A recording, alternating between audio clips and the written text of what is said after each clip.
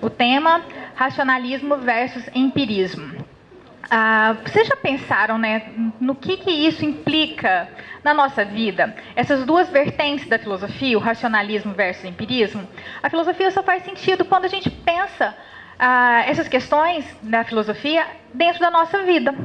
Por exemplo, será que nessa turma aqui, vocês são mais racionalistas ou mais empiristas? O que vocês acham? Não?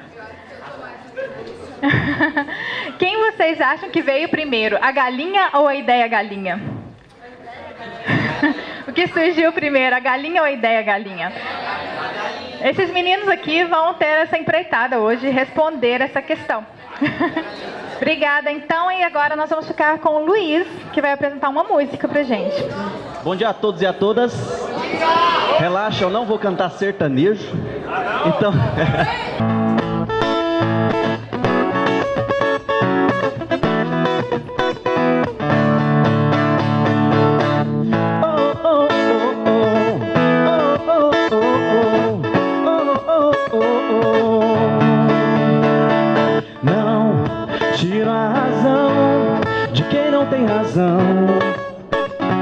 Não ponho a mão no fogo, pois é verão. Não dou razão pra quem perde a razão. Preste atenção, então vá procurar o que caiu da mão. Refazer sozinho o caminho, olhando pro chão. Gente demais, com tempo demais, falando demais, alto demais. Vamos atrás de um pouco de paz.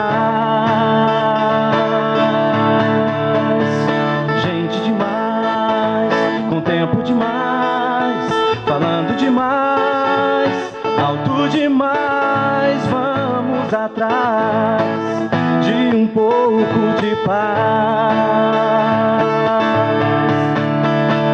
Não vi solução na mão da contramão. Atenção, perdi a razão com quem não tem razão. Preste atenção, então vá procurar o que caiu da mão. Refazer sozinho o caminho, olhando pro chão. Gente demais, com tempo demais, falando demais, alto demais. Vamos atrás de um pouco de paz. Aqui tem gente demais, com tempo demais, falando demais, alto demais. Vamos atrás de um pouco de paz. A gente queima todo dia 1000 bibliotecas de Alexandria. A gente teima e antes temia, já não se sabe o que sabia. Gente demais, com tempo demais, falando demais. Gente demais, com tempo demais, falando demais, alto demais. Vamos atrás de um pouco de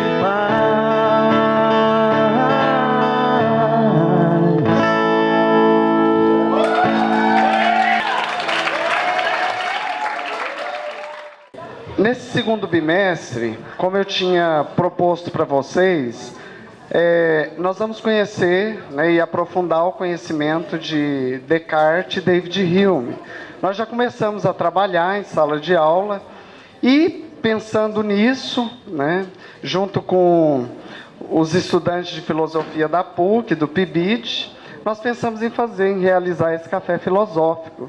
o pensamento de Descartes, ele inaugura para nós, né, grandes questões da filosofia moderna.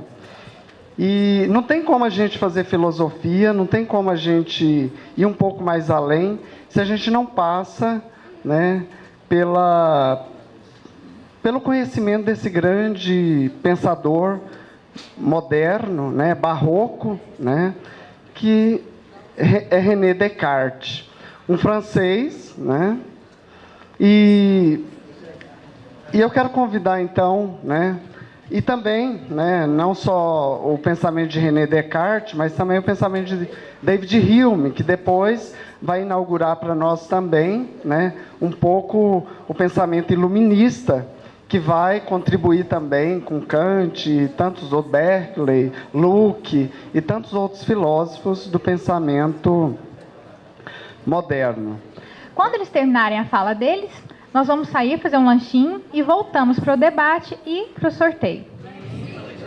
Bom, então o primeiro aqui a ser convidado para falar do racionalismo é o aluno João Ricardo, do curso de filosofia. Não, então, eu vou falar sobre Descartes e o racionalismo. Eu coloquei lá na tela para ficar mais fácil. Então, segundo Descartes, a origem do conhecimento, a razão é a fonte do conhecimento verdadeiro, o racionalismo, que está lá para todo mundo ver. Devidamente guiada pelo método, a razão poderá alcançar conhecimentos evidentes, claros e distintos e independentes da experiência.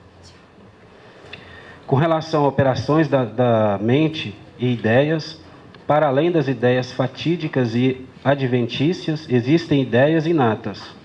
A partir destas últimas, é possível obter o verdadeiro conhecimento mediante as operações fundamentais da mente, a intuição e a educação, e a dedução. Usando a dúvida, Descartes adotou o ceticismo metódico. Mas, uma vez que depositava inteira confiança na razão, podemos, de certo modo, inseri-lo no campo do dogmatismo. Agora fala do Rafael Pires. Bom dia a todos. O Descartes, ele é conhecido como o pai da filosofia moderna. Conhecido também como matemático e físico.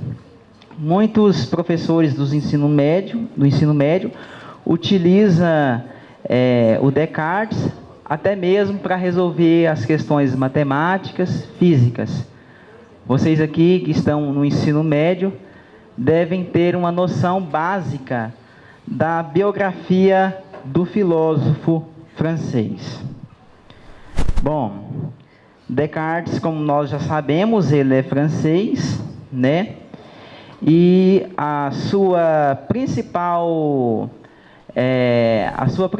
fonte de desenvolver o modo de pensar é colocando a dúvida como o princípio das coisas, a dúvida como uma fonte de resultado para as decisões, para o seu conhecimento. Ele coloca a questão da dúvida.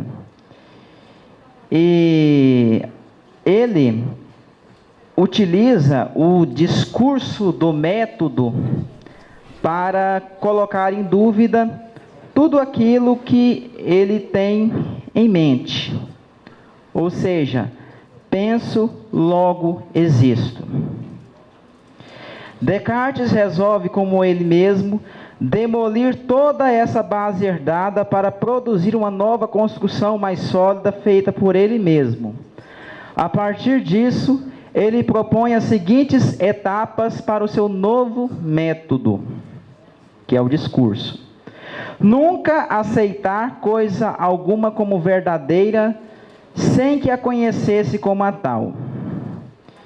Então, o Descartes, ele coloca que tudo aquilo que nós conhecemos, tudo aquilo que nós temos da razão, deve ser questionado, deve ser elaborado, deve colocar em uma organização, deve investigar, deve assim colocar na maneira clara.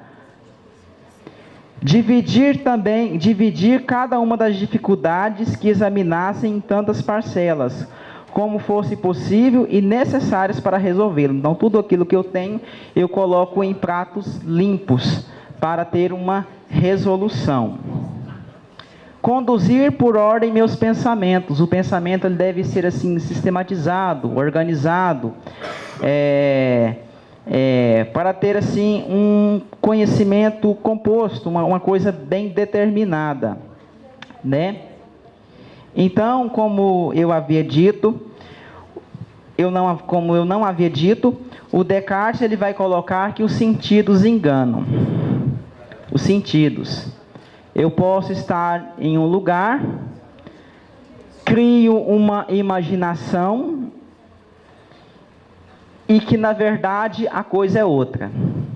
Eu vejo uma coisa e que na verdade é outra. Como a questão dos sentidos. Eu vejo uma coisa e interpreto outra. Por isso que o Descartes coloca que devemos colocar tudo aquilo que temos na questão da dúvida, né? O filósofo francês também acredita que a dificuldade que as pessoas têm em reconhecer a existência de Deus, ele vai colocar também a questão de Deus, é porque elas nunca elevam o espírito além dos sentidos. Por exemplo, nós aqui não vemos a figura de Deus, porque isso é incapaz, né? Nós temos uma ideia de Deus pela questão cultural, pela questão dos nossos próprios sentidos, utilizamos até mesmo a fé como explicação, né? E, por fim, a doutrina do racionalismo alega que tudo que existe tem uma causa inteligível, ainda que essa causa não possa ser provada empiricamente, ou seja, somente o pensamento por meio da razão é capaz de atingir a verdade absoluta. Então, Descartes coloca que o princípio desse racionalismo é a própria razão. A razão, através da razão, que conseguimos compreender as coisas. Agora, Luiz vai finalizar a ideia do racionalismo. Então, gente, a ideia desse pensamento, essa ideia, na verdade, o racionalismo, ele, na verdade, a filosofia que predomina no nosso ocidente, aqui na nossa região, é aquilo que predomina na escola, aquilo que predomina... A filosofia, basicamente, ela é quase toda racionalista, digamos assim. Existem várias vertentes, existem vários pensamentos diferentes, a gente vai aprender sobre o empirismo hoje. Só que, assim, o racionalismo ele é a base da filosofia, essa é a questão, esse é o ponto-chave. Para a gente entender racionalismo, a gente tem que entender um termo também complicado chamado metafísica. Acho que vocês já ouviram falar sobre ele. Não é um termo tão esquisito para quem está no primeiro, segundo ou terceiro ano. Metafísica é aquilo que está além do físico, além das coisas materiais, certo? Portanto, quando se trata de racionalismo, ou seja, uma corrente filosófica que adere ou está ligada justamente ao pensamento, à razão, antes da experiência. É o conhecimento antes da experiência, certo? A Magnano, que é um filósofo e pesquisador e pensador, enfim, ele define o seguinte: em geral, o racionalismo é a atitude de quem confia nos procedimentos da razão para a determinação de crenças ou técnicas de determinado campo, certo? É aquela compreensão, aquele conhecimento que se tem antes da experiência. O racionalismo, ao longo da história, ele teve várias vertentes, vários acontecimentos com essa doutrina, né, com essa perspectiva aí, racionalista. Uma delas foi o racionalismo religioso. Ele predomina até hoje nas igrejas presbiterianas, protestantes, a igreja católica de certa forma também, mas eu particularmente, como estudei um pouco sobre a teologia protestante, eu afirmo que a igreja presbiteriana e algumas igrejas independentes, como batistas, eles são extremamente racionais. Não ao ponto de confiarem plenamente na razão e esquecer e abandonarem a fé, não é isso. Mas essas religiões, eles definem o seguinte, que é possível você ter um conhecimento de Deus a partir da razão, certo? Um conhecimento lógico, racional, coerente, e esse conhecimento ser verdadeiro. E ao mesmo tempo isso ser coerente ou compatível com aquilo que você acredita, com a sua fé.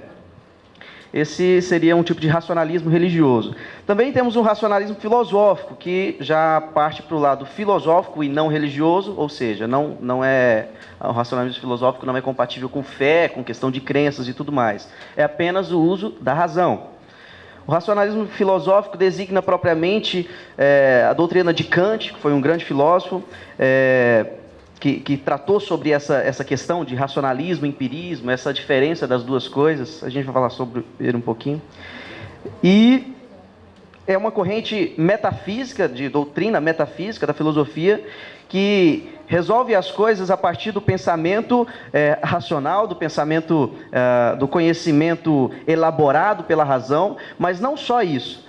Os racionalistas, eles acreditam que o seu conhecimento ele pode compreender a realidade, mas que a realidade só existe porque ela é compreensível. Um outro filósofo, Hegel, ele acaba dizendo que aquilo que é real é racional. É por isso que a gente pode conhecer as coisas. É por isso que eu posso conhecer esse teatro e identificar aqui um teto, um chão, as paredes, as pessoas, porque tudo isso aqui é compreensível, isso é racional. E também porque eu sou um ser que utilizo da razão para compreender as coisas. Essa é a compreensão de racionalismo e aquilo que a gente pode definir basicamente, bem simplificadamente, sobre o que é o racionalismo. E é uma significação genérica que poderia ser usada para designar qualquer orientação filosófica que recorre à razão. Isso é o que a gente utiliza por racionalismo, certo? Kant, ele diz, na verdade, que a ideia, ou o conhecimento, enfim, ele é pautado na razão, naquilo que a gente compreende, naquilo que a gente pensa, mas também na nossa experiência. Kant, ele tenta resolver essa divisão, essa discussão, ou esse duelo entre racionalismo e empirismo, dizendo que aquilo que eu compreendo é aquilo que eu experimento também. Existe uma relação entre essas duas coisas. As duas coisas não são opostas. E vários pensadores depois ainda vão dizer várias coisas a respeito disso. Mas a ideia de Kant é muito importante porque ela busca sintetizar esses dois pensamentos. A gente vai ouvir agora sobre o empirismo e vocês vão ter uma ideia mais completa sobre ele.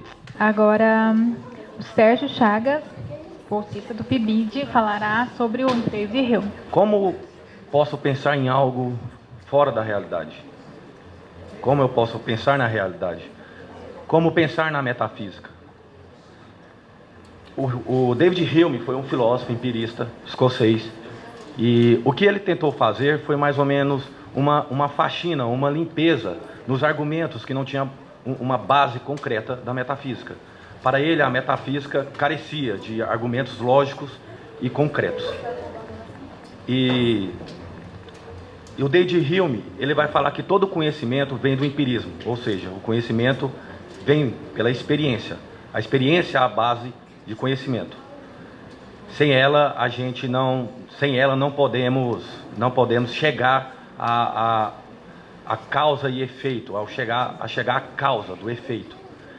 Se pensarmos nos antigos filósofos, vocês já devem ter ouvido falar, os pré-socráticos, que o mundo veio da água, o mundo veio do fogo. Então podemos ver que daí também tem experiência, tem observação. Observar a natureza e daí tirar uma conclusão, gerar um conhecimento para explicar da onde vem, da onde nós vimos, quer dizer, desculpa. E o David Hume, então, ele vai falar que a experiência, a observação, como eu disse, é a base de todo o conhecimento. Sem ela, não podemos chegar a um conhecimento concreto. Como, por exemplo, se eu falar para vocês que o sol nascerá amanhã, tudo isso vem baseado em toda a minha observação de mundo, em toda a minha vivência. Então, o empirismo é isso, é a vivência, é o passar da minha vida, a minha observação, é a minha interpretação e compreensão de mundo. daí eu posso tirar, chegar a um conhecimento. Os meninos vão falar mais sobre essas divisões dos conhecimentos que tem no David Hume, e eu vou passar para o Fernando. Só para, antes de entrar um pouquinho aqui no Hume, vamos saber o que é empirismo primeiro. Empirismo, como já ficou bem claro aí para todo mundo, são conhecimentos que derivam da experiência, ou seja, de coisas sensíveis. Vamos colocar, ou seja, esse mundo. Todo conhecimento que nós temos é a partir do que nós já vimos, já percebemos neste mundo. E aí a gente já pode entrar aqui no que o Hume vai falar sobre o empirismo. De primeira mão, ele já coloca que é todo o conhecimento que tem a origem da experiência, né? E depois ele vai desenvolvendo ao longo da sua tese.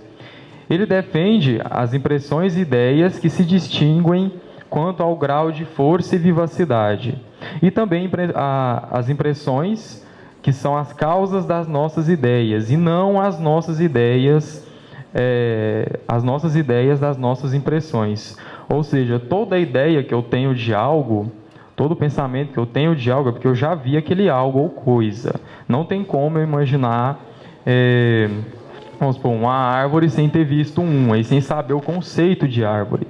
Então, justamente porque todo conhecimento ele deriva da experiência. Então, a base do empirismo é essa, é o que está ali. É a partir daquilo ali que eu vou ter as impressões devidas ou não devidas. É a partir daquilo que eu vou tomar uma posição ou não. Ou seja, o conceito das coisas. Justamente porque eu preciso da coisa. Não sendo a priori a ideia, que é o que o racionalismo fala. No racionalismo você tem a ideia sem depender da experiência. No empirismo não, é o contrário. É a experiência primeiro, depois a ideia. Depois ele vai distinguir dois modos de conhecimento, dois tipos de conhecimento. Primeiro, o conhecimento das ideias, que é o quê? Proposições cuja verdade pode ser conhecida por simples análise lógica do significado das ideias que as compõem. Exemplo, o triângulo tem 3 lados. O próprio nome já diz, 3, obviamente. Esse é o conhecimento, é o primeiro conhecimento que Hume coloca, que é o das ideias. Ou seja, a priori primeiro. Depois, esse aqui está mais simplificado, o conhecimento dos fatos. Esse aqui já vai ficar bem mais claro. Proposições cuja verdade só pode ser conhecida mediante experiência. Isto é, temos que observar o mundo dos fatos para verificar se elas são verdadeiras ou falsas. Um exemplo, esta rosa é vermelha. Justamente pelo que eu tinha dito anteriormente, você precisa da coisa. Então, a rosa é o quê? É uma coisa existente. Então, todos sabem que ela é vermelha. Isso é comprovado cientificamente em qualquer lugar que você for. A rosa é vermelha. Então, outro exemplo que eu posso citar, que é fato, que é verdadeiro, é eu sou bonito. Então, é uma coisa também que ainda não foi cientificamente comprovado, mas eu espero que seja. Então, vamos para a próxima etapa. Agora a gente vai passar para outra vertente do Hume aqui, que chama o problema da causalidade. Antes de entrar um pouquinho aqui, tem um referencial teórico da teoria behaviorista, aí já fugindo um pouquinho da filosofia, entrando um pouco em psicologia da educação, que, se eu não me engano agora, acho que é Skinner. Sim, Skinner é um teórico lá da psicologia, que ele, na teoria behaviorista, ele vai colocar que o comportamento da criança, do adolescente, ele é determinado pelo ambiente e pelas variáveis do ambiente, justamente pelo experimento que ele fez em laboratório com animais. Ou seja, se sempre acontece isso, então sempre vai acontecer isso. Se sempre acontece A, então sempre vai acontecer B. É questão de causa e efeito. E aí o Hume, ele também vai tratar dessa questão, que ele coloca: porque observamos que o evento A tem sido sempre até o presente sucedido pelo evento B. Acreditamos que da próxima vez que ocorrer A, sucederá B. Ou seja, B depende de A. Ou seja, tal acontecimento de B vai depender da priori A. Só que, quando você coloca, isso a ciência já explica muito bem, quando você coloca esses tipos de variáveis, porque antes você precisa do experimento, você precisa dos testes. Nos laboratórios científicos, antes deles comprovarem alguma coisa, eles fazem inúmeros testes. Então, se sempre deu isso, então sempre vai dar isso. Se sempre deu A, sempre deu B. Se sempre vai dar C, então sempre vai dar D. Só que tem uma grande diferença quando você faz testes, experimentos, qualquer coisa que seja, dentro de um laboratório. Lá você está condicionando aquele saber, aquele conhecimento para um certo rumo. Quando você sai do laboratório, você pode encontrar uma série de variáveis, inúmeras variáveis. Não vai ser sempre, pode ser que seja do mesmo jeito do laboratório, pode, claro, sem dúvida. Mas a probabilidade, as chances que tem de ser diferente também são grandes. E aí, só encerrando aqui para passar a fala para o João, nós temos também o ceticismo moderado de Hume. Ele é considerado um céptico moderado porque defende que o conhecimento dos fatos presentes e passados é possível, quando afirma que não possuímos nenhuma faculdade que nos permita conhecer fatos futuros. Defende que a nossa razão é incapaz de formular leis da natureza, de que é exemplo a lei da causalidade. Então, é justamente o que eu comentei anteriormente sobre o problema da causalidade, da gente sempre rotular o que acontece com A, então sempre vai acontecer B. Questão de causa e efeito. Esse é o problema da causalidade de Hume. Então, agora eu vou passar a falar para o João, para ele falar mais um pouquinho do empirismo aí. Já se falou sobre a biografia e também a respeito da definição, então eu acho que vou apenas realçar um pouquinho sobre a praticidade e a crítica dessa mesma teoria. Na verdade, eu creio que empirismo é uma afronta ao racionalismo, né? E como o meu colega aí, Luiz Henrique, estava a explicar, né? Que todo conhecimento parte de uma observação racional, né? Já David Hume diz que o conhecimento parte de uma experiência, mas vamos lá ver isso na prática. Quando você chega diante do café da manhã, e você pretende adoçar o seu café, o copo de café, de maneira nenhuma, não sei se alguém aqui faz isso, mas ninguém chega diante do café e começa a pensar: quantas colheres de açúcar eu vou colocar no café? Isso é rápido, parece que é automático. Chega, pega o açúcar e já começa a adoçar. Você não se importa qual é a quantidade do açúcar que você está colocando no café. Por quê? Porque já vem de um hábito, é um costume. Você não chega diante do banheiro, pega a escova de dente, pega a pasta de dente e vai tentar medir. Qual é a quantidade que eu vou colocar na escova para lavar a boca? É automático. Você chega, pega a pasta de dente e coloca na escova e já vai e sai. Então é um negócio automático. Então, para David Hume, no conhecimento parte da experiência. Ou seja, você não precisa... para os que já têm filho aqui, não sei se alguém tem filho além de mim. Alguém tem filho aqui dentro também? Então tem uma equipe aqui. Bom, a minha filha está com 11 meses. Uma vez a minha esposa estava a fazer a refeição, ela estava engateando e foi diante do fogão e colocou a mão no forno. Após colocar a mão no forno, ela queimou, mas uma queimadura ligeira, não feriu. Mas a partir daquele dia, toda coisa quente que ela tivesse que segurar, largava na hora. Eu não precisei colocar ela numa faculdade e muito menos sentar com ela e falar: filha, o que é quente queima. É na base do que ela experimentou. Por ela experimentar, sentiu a quentura. E a partir daquela fase, tudo que é quente, ela joga fora. Então, David Hume vem dizendo que o conhecimento parte da experiência. A maior parte da coisa que nós fazemos é na base da experiência, de coisas que já vieram acontecendo. O exemplo que o meu colega aqui deu sobre o sol, quando você se levanta, você fala que o sol vai nascer. Mas o que te garante que o sol vai nascer? Porque há 300 mil anos o sol sempre nasceu. Mas não é, você não precisa raciocinar e falar: não, o sol vai nascer porque baseado no X do que a ciência fala. Não, a ciência não precisa te explicar. Você chegou ao mundo, desde o momento que você veio ao mundo, você foi crescendo, você começou a comprovar o nascimento, o surgimento do Sol, dia após dia, a partir de mais ou menos das 7 horas da manhã, aí você começou a comprovar que o Sol nasce. Então, desde aquela época que você começou a perceber essas ideias, você já conclui que o Sol vai nascer. Mas qual que é o grande problema dessa teoria de David Hume? Se você for a uma determinada ilha e você encontra, onde não existe habitação alguma de ser humano, e você encontrar um relógio do pulso nessa mesma ilha, qual vai ser a sua conclusão? Qual vai ser a sua análise? Que alguém antes de você esteve lá. Mas a grande questão é o que te garante que esteve alguém naquele lugar? Quem sabe se não foi um naufrágio que aconteceu em um barco e o relógio foi nadando e tal e foi parar lá naquela ilha. Qual é o outro grande problema ou seja, a grande crítica que é feita nessa teoria? Segundo Karl Popper, ele fala que, bom, essa teoria deriva simplesmente de uma ordem psicológica. Por quê? Porque ela vem de hábito, ela vem de costume, tudo isso é hábito. Então, de acordo com a ciência, ela não pode colocar isso em um laboratório e tentar explicar.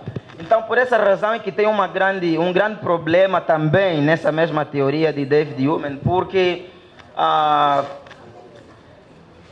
segundo a explicação de Karl Popper, se vem de costume ou vem de hábito, isso tem a ver com uma ordem psicológica. E se tem a ver com uma ordem psicológica, você não pode tentar dar muitas explicações para o campo da ciência, mas isso é de forma automática. David Hume defende essa parte, que o conhecimento vem a partir da experiência. Tem muita coisa que você vai fazer, mas o ponto-chave de onde ela começa é a experiência que você vai ter com a coisa, né?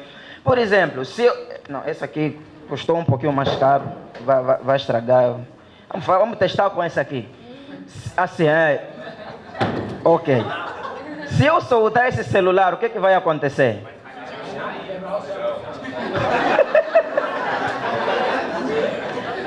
Se eu soltar, o que vai acontecer? Não. Se eu soltar, vamos ver se vai. Vamos ainda ver se vai quebrar o chão aqui. Não quebrou. Mas se eu soltar, o que acontece? Ele cai. Mas por que você sabe que vai cair? Você prevê o futuro? Alguém aqui é evidente, parece. Não, mas já falaram que vai cair, não soltei. Não, isso é na base da experiência, porque você sabe que todas as vezes que eu soltar, ele vai cair. Então, David Hume defende que o conhecimento deriva da base da experiência. Mas isso é de acordo com a analogia do mundo em que nós vivemos, porque o meu colega falou sobre causa e efeito. Então, a conclusão é que a causa e efeito, ela não está na coisa, está em nós, está na pessoa. Por quê? Se um marciano chegar aqui pela primeira vez, alguém que convive ao planeta Marte, sei que existe, sei que não, mas se ele chegar aqui agora, eu perguntar para ele, se eu soltar o celular, o que vai acontecer? Não, pois é, ele não vai dar a mesma resposta que vocês deram. Por quê? Porque ele não sabe de nenhuma experiência dessa, que se soltar ela cai. Então aí é onde vem a teoria de David Hume. Então essa é a parte que eu gostaria de falar aqui nos 5 minutos. Vocês já ouviram falar que tudo aquilo que a gente vê como cor, não é real aquilo? Por que falam isso, será? Porque os nossos sentidos muitas vezes nos enganam. Os sentidos nos enganam muitas vezes. E esse é o problema, essa é a dicotomia do negócio. Porque nem sempre a gente pode confiar nos nossos sentidos, na experiência, para a gente definir ou deduzir todas as coisas. Existe uma coisa, por exemplo, que a gente pode pensar, dentro de todos os exemplos que a gente evidenciou aqui com relação ao empirismo, né? Porque empirismo é isso, gente, é evidência científica, comprovação e tudo mais. Uma das coisas que a gente pode pensar é que eu só sei que aquilo é quente porque eu disse que é quente. Eu poderia usar outro nome para aquilo, eu poderia usar frio para definir quente. Mas eu defino aquilo na minha linguagem como quente, ou seja, aquilo só existe porque eu disse que é. Porque eu disse que aquilo é quente. Muitas coisas a gente pode colocar nesse exemplo, como a cor, como qualquer outra coisa, mas a ideia é, o racionalismo ele está tão presente na nossa realidade quanto o empirismo. Por quê? Porque tudo perpassa pela nossa razão. Se eu não posso compreender que aquilo é quente, eu jamais vou chamar aquilo de quente. Se eu não posso compreender, por exemplo, a gente chama isso de gravidade aqui na Terra. Se eu não posso definir o que é gravidade, a gravidade não existe, então. Porque se não tem um nome que você possa definir, se não tem uma ideia na sua cabeça para você chamar aquela coisa, isso não existe. Isso é exatamente o que os filósofos racionalistas falam, que aquilo que acontece, ou aquilo que existe no mundo, só existe porque eu penso que existe, só existe porque passa pela minha cabeça. As coisas só existem porque elas têm um nome, porque eu determinei um nome para cada coisa. Se não tivesse o nome, elas não existiriam. Ah, existiriam. Se isso aqui não tivesse o nome de pedestal, se chamaria coisa. Tá, beleza, mas passaria do nome de pedestal para o nome de coisa. Ainda assim, só existiria porque eu disse que existe, porque passou pela minha razão, pela racionalidade, ao afirmar que existe. Pessoal, no início eu disse, né, então, o que vocês acham que veio primeiro? A galinha ou a ideia galinha?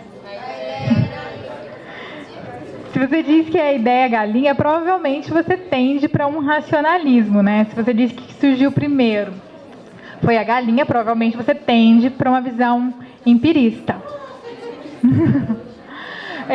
Às vezes as pessoas resumem a ideia de conhecimento empírico a conhecimento do senso comum, né? Porque é o imediato, é o dado, é o percebido. Mas a questão entre racionalismo e versus empirismo, eu penso que a filosofia, a pergunta é: qual o fundamento último do conhecimento? Onde é que ancora o conhecimento?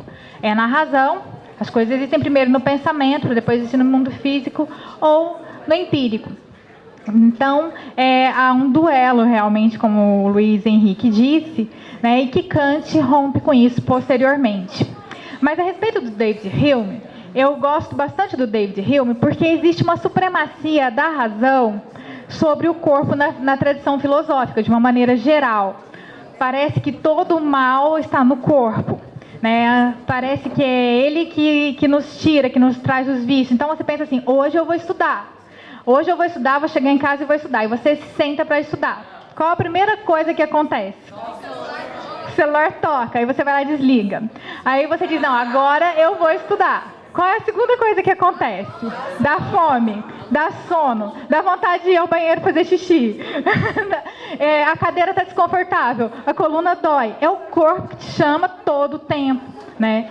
E então, a tradição filosófica sempre deu uma ênfase muito grande na razão, que a razão sobrepõe ao corpo, ou pelo menos deveria.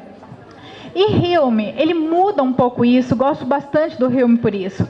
Para o Hume, a razão ela é uma mera escrava das pulsões, das paixões. Então, tudo que nós fazemos não é por causa da razão que nos direciona, mas por causa das paixões, daquilo que a gente mais quer. E a razão, coitada, só tentaria encontrar um mecanismo, um caminho para realizar as paixões. E parafraseando Fernando Pessoa, né, tudo vale a pena, né, quando a alma não é pequena. Eu penso que hoje nós tivemos a oportunidade, né, eu acho que nós tivemos a oportunidade de ver grandes pensadores, né, como Descartes e Hume. Eu penso que fica para nós, né, o intuito, né, do Café Filosófico é despertar em nós esse interesse mesmo de pesquisar, de buscar, de aprender mais, né, sobre esses grandes homens, né, que contribuíram muito para o nosso pensamento ocidental. E a questão do racionalismo, né, de Descartes, eu penso que inaugura para nós, né, essa noção do ser pensante, né, penso, logo existo. Isso é fundamental para a nossa experiência filosófica. E a partir de David Hume, né, a questão de realmente aquilo que ele fala nos seus escritos, né, deitar à fogueira tudo aquilo que não tem sentido, né, para a minha existência. Então nós vamos encerrar essa manhã do nosso Café Filosófico. Eu quero também agradecer o pessoal do Teatro Sonhos, porque eles que montaram tudo isso aqui, toda essa estrutura aqui para nós hoje. Então, muito obrigado. Obrigado mesmo, de coração.